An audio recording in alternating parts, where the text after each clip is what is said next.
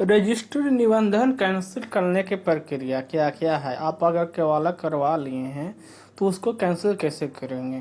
तो केवाला होता क्या है इसके बारे में आपको बताते हैं। निबंधन एक प्रकार के कानूनी कागज है। इसमें विक्रेता का नाम, क्रेता का नाम, जमीन का पूरा ब्यौरा, जमीन कैसे कैसे ऊपर से आया है, किन से कौन कौन से वंशज से होकर आया है, उसमें पूरा जानकारी दिया रहता है। जमीन का कितना मूल्य है, कितना किस ग्राम में है, पूरा डिटेल पूरा केवाला में लिखा हुआ रहता है।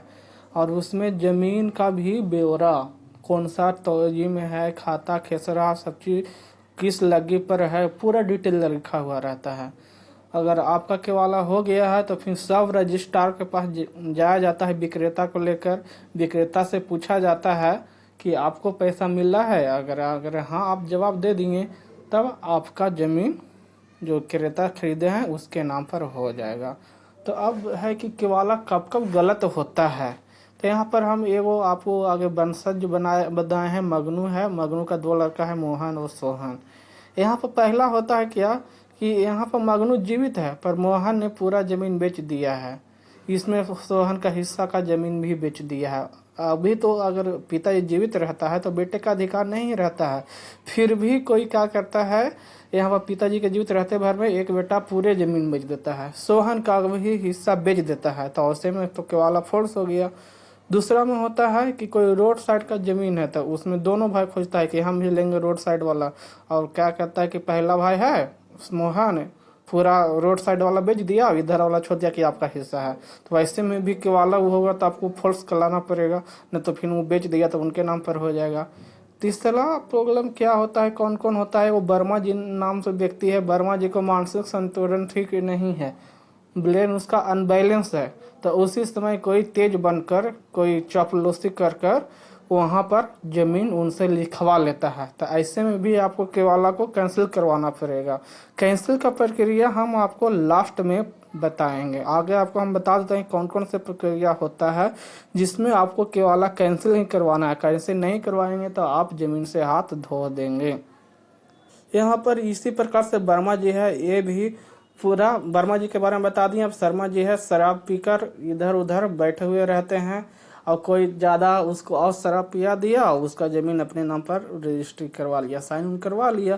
तो ऐसे में भी उसका ज़मीन ज़बरदस्ती या शराब पिलाकर कोई भी मन में फुसलाकर भी कोई अपने नाम पर जमीन लिखवा लेता है। तो ऐसे में भी अगर जब शराब का नींद टूटेगा उसके बाद आपको लगेगा नहीं हमको कैंसिल होना चाहिए। तो अगर ऐसे में कोई भी कंडीशन रहे आपको तो आपको केवाला होने से 30 दिन के अंदर जिला रजिस्ट्रार के पास पूरा कागज़ लेके जाना पड़ेगा, पूरा डॉक्यूमेंट लेके जाना पड़ेगा।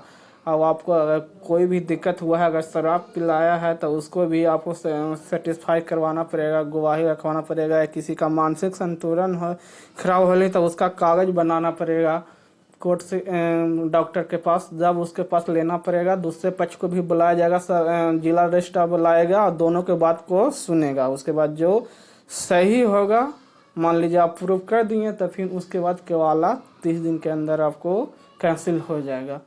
अगर आप 1 साल 2 साल या 15 साल देरी कर दिए हैं, 15 साल तक आप ध्यान ही नहीं दिए, तो क्रेता जमाबंदी कायम करा लिया है, रसीद भी कटा रहा है, तो ऐसे में 99% चांस है, 95% या 90% भी कहेंगे, निबंधन कैंसिल नहीं होगा। वहाँ पर आपको जिसके नाम पर है।